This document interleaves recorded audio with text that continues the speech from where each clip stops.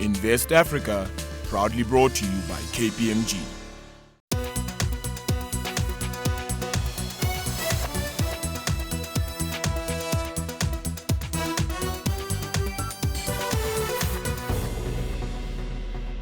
Hello and a warm welcome to Invest Africa. I'm Nozipho Mbanjwa. Now on tonight's show, we tackle the sometimes contentious issue of Chinese investment into Africa.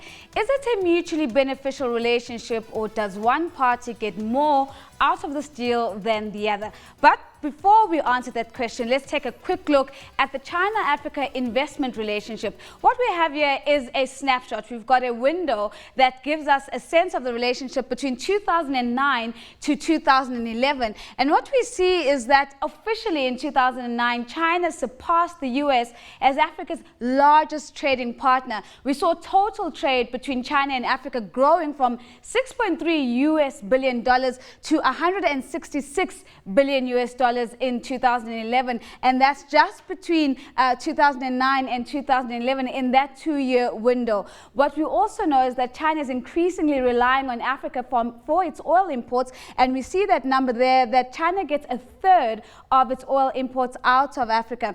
If we take a closer look at the relationship and we see the asymmetry of this relationship, we note that Africa only constitutes about 4% of China's total global trade.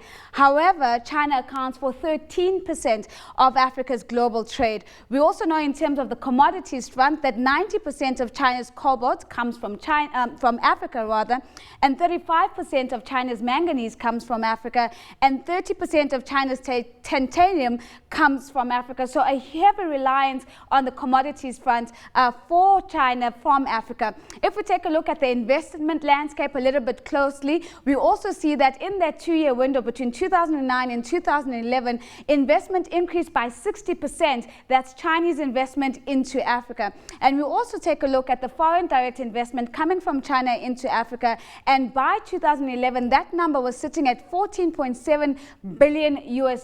It's 2015 now, and no doubt that number has certainly grown. We know that there are more than 2,000 Chinese companies that are invested in Africa. If we take a look at the movement of senior personnel between China and Africa, we know that in the last 50 years, more than 160 Chinese dignitaries, and here we're talking about individuals at a ministerial level or higher, have visited Africa, and they've done more than 667 visits thus far. And if we take a look at the human personnel part of this conversation, we know that more than 1 million Chinese nationals work and live in Africa. So that's just a broad outline of the Chinese-Africa relationship between 2009 and 2011. And 3 years on, no doubt, or 4 years on rather, these numbers have surely grown. But what we're going to do now is I'm going to allow my studio guests to participate in this conversation and to share their insights. In Cape Town, we're joined by Glenn Ho. He's a partner at KPMG. And in Nairobi, we're joined by Kenneth Okwaro. He's a director at the Africa Center for People, Institutions and Society. Gentlemen, thank you so much for making the time to join us. Let me start off in Cape Town. And Glenn, maybe bring us to the fore. Why is China's attraction to Africa and investment into Africa considered to be such a contentious issue? Nozipho, I think there have been certain instances where there's been bad practice by certain Chinese companies in Africa, and those have grabbed the headlines. And I think also Africa also feels we are always exporting a lot of commodities and then re-importing those commodities as finished product from China. So I think that creates some of the issues, and I think as we've seen recently as well, where there's a lot of unemployment, so in many countries Chinese traders and business people get a bad rap because they feel that perhaps they're taking jobs that should be jobs here in Africa for Africans. And before I go to Kenya, let me just quickly follow up with you, Glenn. You raised some of these contentious issues. Are they a reflection of the reality on the ground? I think it probably, there is some reality in it, but I think if you look at the bigger picture, it's probably balanced in with some good investment, some job creation, and some value add that we've even seen here in Cape Town with the Hisense factory, where we see job creation happening and manufacturing being moved to Africa. Kenneth, let's come to you in Nairobi and let's bring in the East African experience of Chinese trade relations into this conversation. On the back, of course, we know that there's a huge infrastructure investments from the Chinese part into Kenya and the region broadly. Give us a sense of how you would describe Chinese relations with Kenya. Well, right now, the relationship between China and Kenya, in the eyes of the public in Kenya, is one that is sort of controversial, like you have said. And it is because of a lot of misinformation, if you ask me. And that misinformation is not helped by the Chinese, not allowing that information to flow so that people can know the true character of development cooperation between China and Kenya. That is, whether it is in terms of debt, or it is in terms of ODA, or it is in terms of investment or trade. So Kenyans or East Africans look at China as an emerging, partner with our governments in terms of, putting together huge infrastructure projects that we see going on, the standard gauge railway, and a lot of many other projects. So if you ask me right now, people are seeing China coming to work more with our governments, but the true character or the true nature of the relationship is not clear. So that a lot says or answers the question why it is controversial. And Kenneth, and let me follow up with what might seem to be a simplistic question, but I think will help us get to the nuts and bolts of this conversation. What does China want out of Africa? I think China wants to continue to increase its volume of trade with Africa, which of course, like you said at the beginning, is actually increasing. It has surpassed the United States of America. I think also China is looking to increase its investments in Africa in terms of in agriculture, in extraction of natural resources, in manufacturing.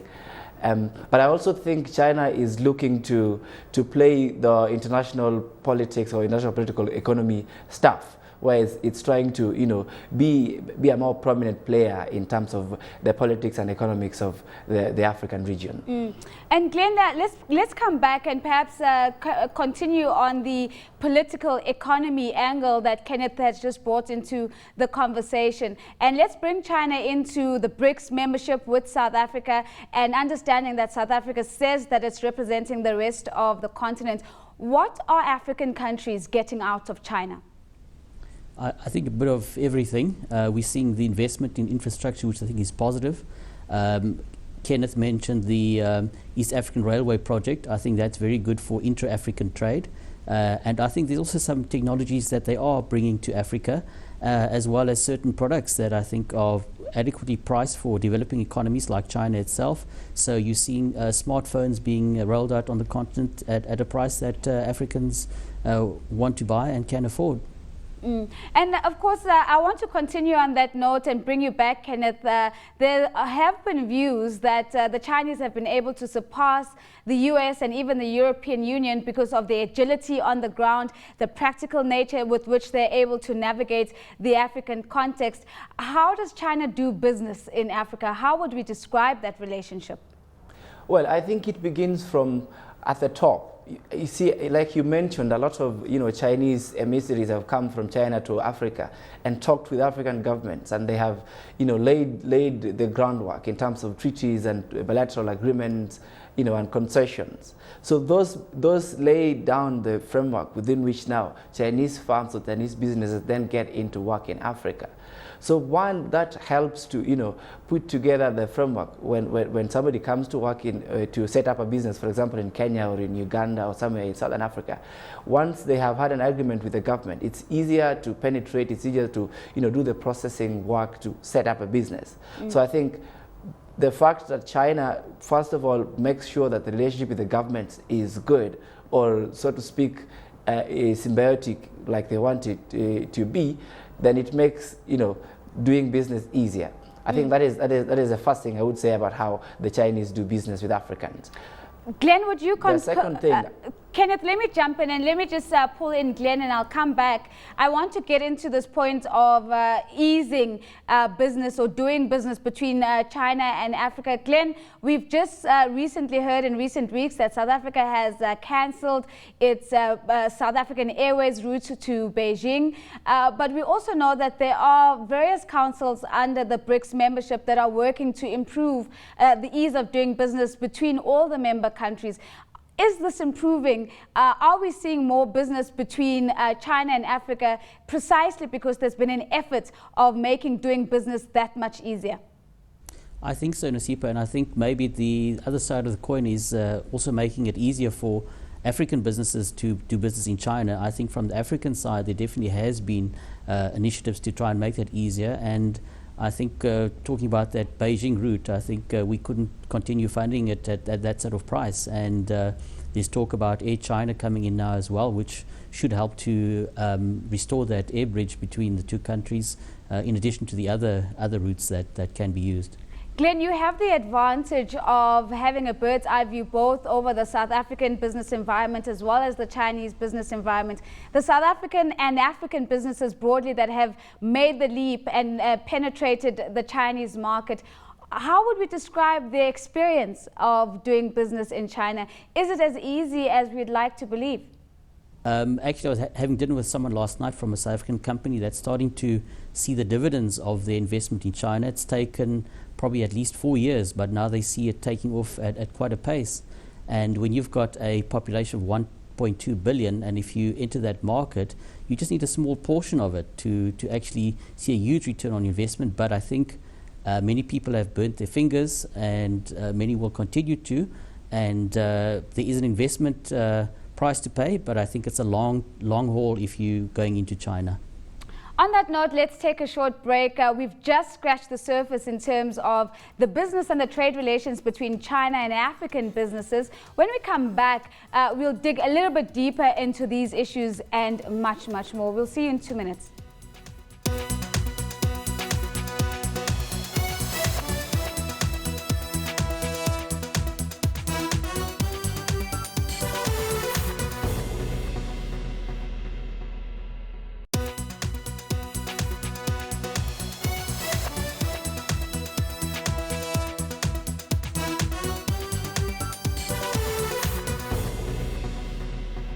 Welcome back to Invest Africa. Tonight we're delving into the China-Africa relationship.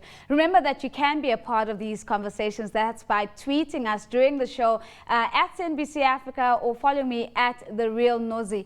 And don't forget that the hashtag is Invest Africa. Still with me, I have my guest. Glenn Ho is a partner at KPMG and he joins us from Cape Town. And Kenneth Okwaro is a director at the Africa Center for People, Institutions and Society, and he joins us from our Nairobi studio. I want to start the conversation in Nairobi with you, Kenneth, and let's talk about the basket of trade that we are seeing between China and Africa. In the first segment, we spoke a lot about the commodity-heavy basket. Is this changing? Are we seeing other products and services beginning to emerge between these two trade players? Well, I sort of do not think it has changed markedly, because most of the commodities that still come from China into Kenya or into Africa, if I may say, still is products which are made from the light industries like textiles and apparels. And I think much as trade has increased, I think the amount of the items that the two countries are still, or the two regions, the Africa and China, are still trading, has not changed markedly.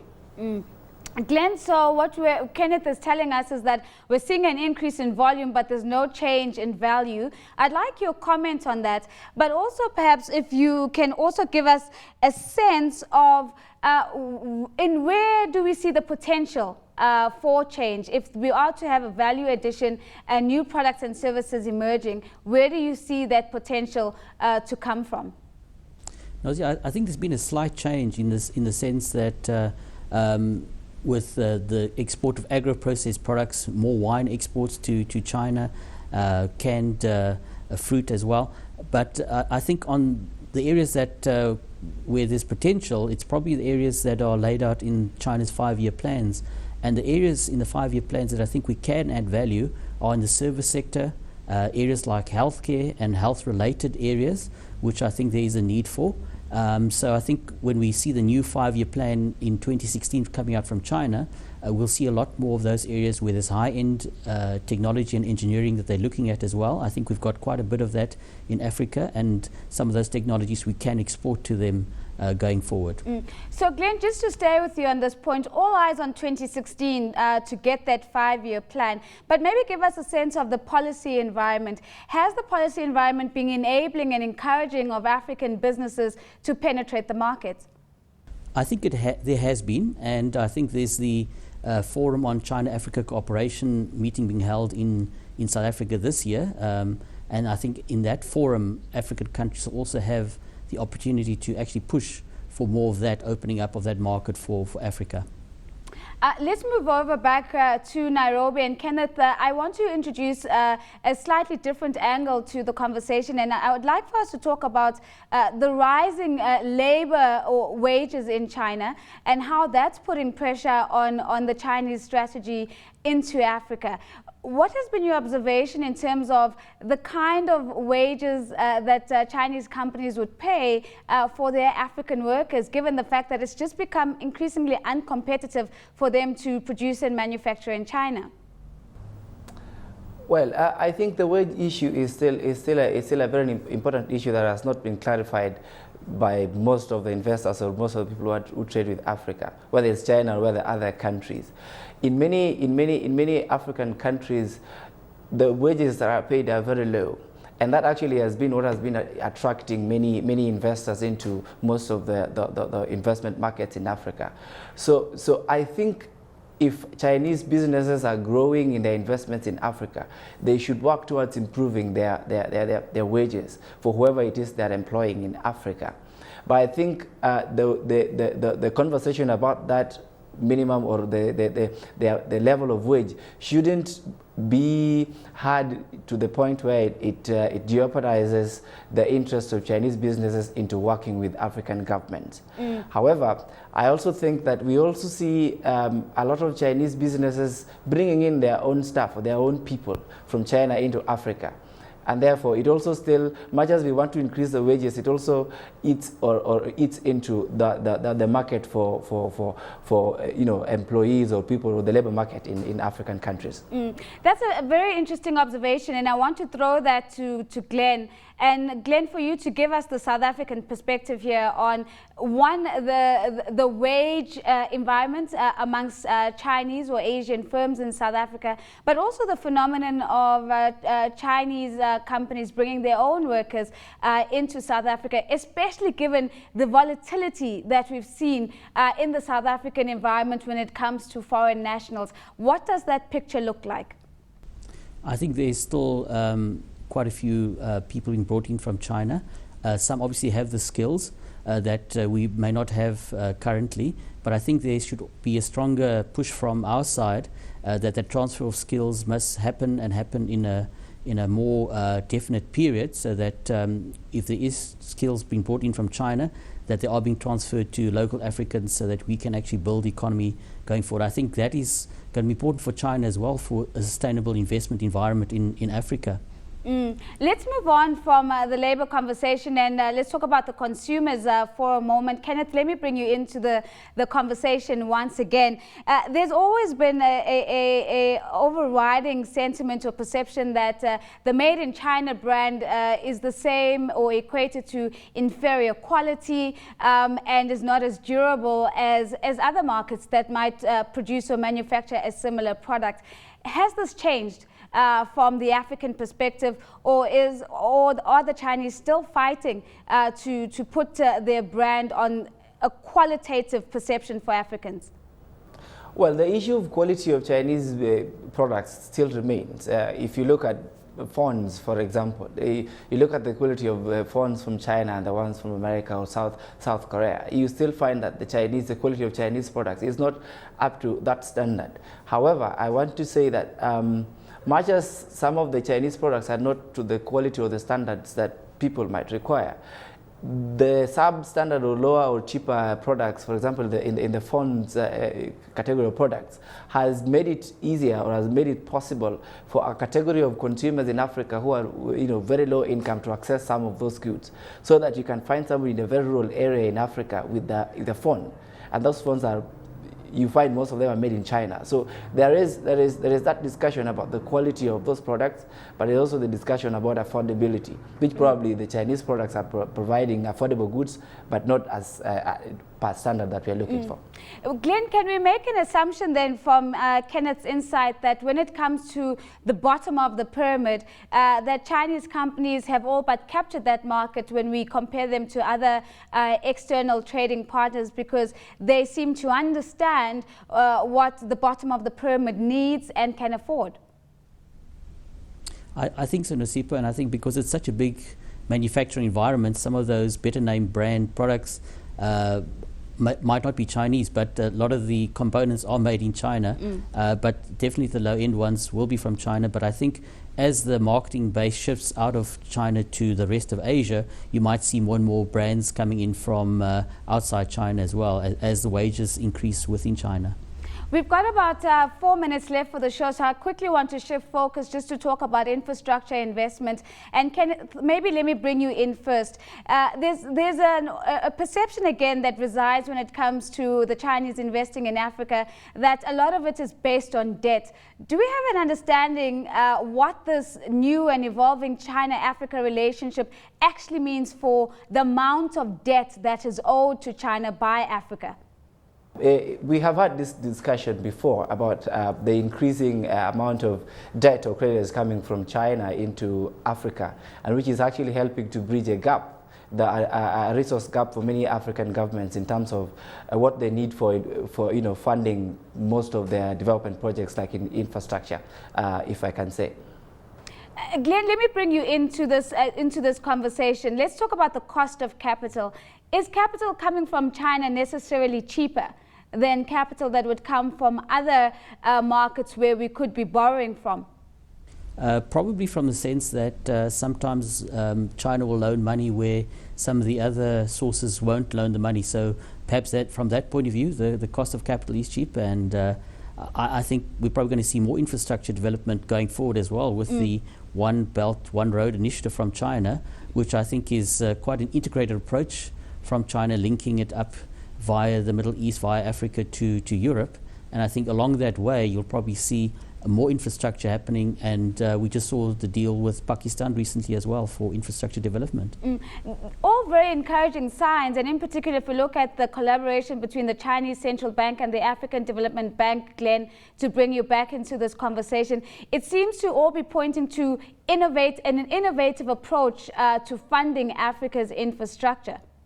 Correct, and I think that's probably been the success of the China story, really is about being pragmatic, and I think we'll see more of that pragmatic view on how to make things happen. Kenneth, let's bring you in for a final comment. Your overall assessment of the China-Africa relationship, but more importantly, whether you think that this is a relationship that's poised for even further growth for Kenya, keeping in mind, of course, that we know that the growth of the Chinese economy is slowing. Well, I would say two things in summary. That the relationship between China and Africa is a good relationship. It is a relationship that Africans should look to improve. What Africans should look to do is to improve the terms and conditions with which they get credit, with which they do trade, with which they do investment.